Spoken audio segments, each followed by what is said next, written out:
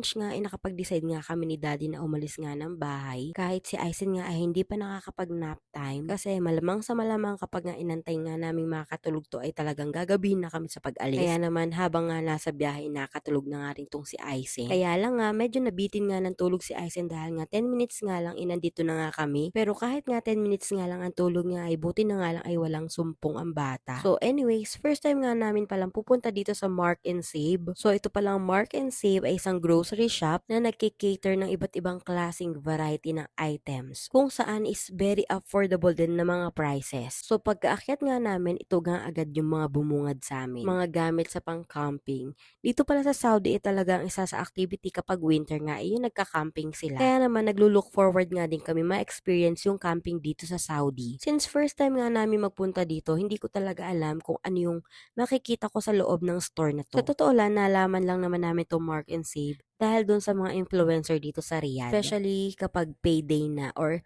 end of month, ay asahan mo na talaga maglalabasan iba't ibang offer katulad dito sa Mark and Save. Grabe, malaki pala talaga itong Mark and Save kasi from the clothes ng matatanda hanggang dito sa pangbata ay kompleto na.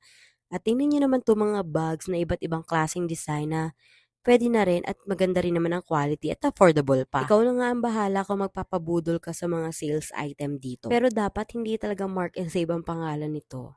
Paano ka ba naman makakapag-save kung ang dami-dami mong bibilhin dahil sa malalaking offer at discount? 'Di ba tama naman ako? Charis. Siyempre, alam mo naman tayo mga Pinoy or lalo yung mga OFW natin mga kabayan. Kung saan mura at sa makakatipid, syempre dun tayo. So dito pa lang nga, sobrang dami mo nang pwedeng bilhin para ipampasalubong sa Pinas. Kaya yung mga ibang kabayan natin ay talagang pag nakakita ng sale, kahit pa medyo malayo yung uwi nila, inabili na sila dahil nakakamura ka naman talaga. Pero syempre, dapat chine-check din natin yung mga expiration date para hindi naman sayang yung mga binibili natin pampasalubong sa Pinas. So anyways, enough na yung pagkukwento about pasalubong dahil hindi naman ako uuwi ng Pinas. Dahil andito lang tayo para mag-window shop. Yung kunyari, bibili ka, titingin ng kung ano-ano, pero ang totoo ay magbibideo ka lang para may i-content ba. Ayan na nga ang sinasabi ko, kaya ayaw kong pumunta sa mga May sale ay ito na nga. Dahil winter na nga dito sa Saudi at sabi ko nga, naglo-look forward kami ma-experience dito yung pagka-camping.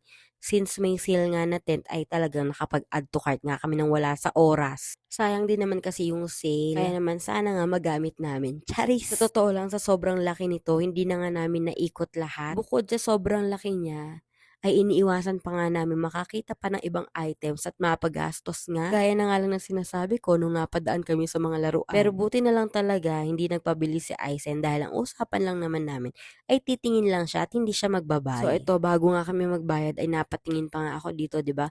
Kumpleto yung mga laruan, pati pagdating dito sa mga chocolates. May iba't ibang klase ring chocolates na naka-sale pa. So after niya, nagbayad na nga rin kami dahil mahirap na at baka pag nagtagal ka dyan nga sa loob ay talagang madagdagan na madagdagan ang bibilhin mo at wala ka ng pambayad.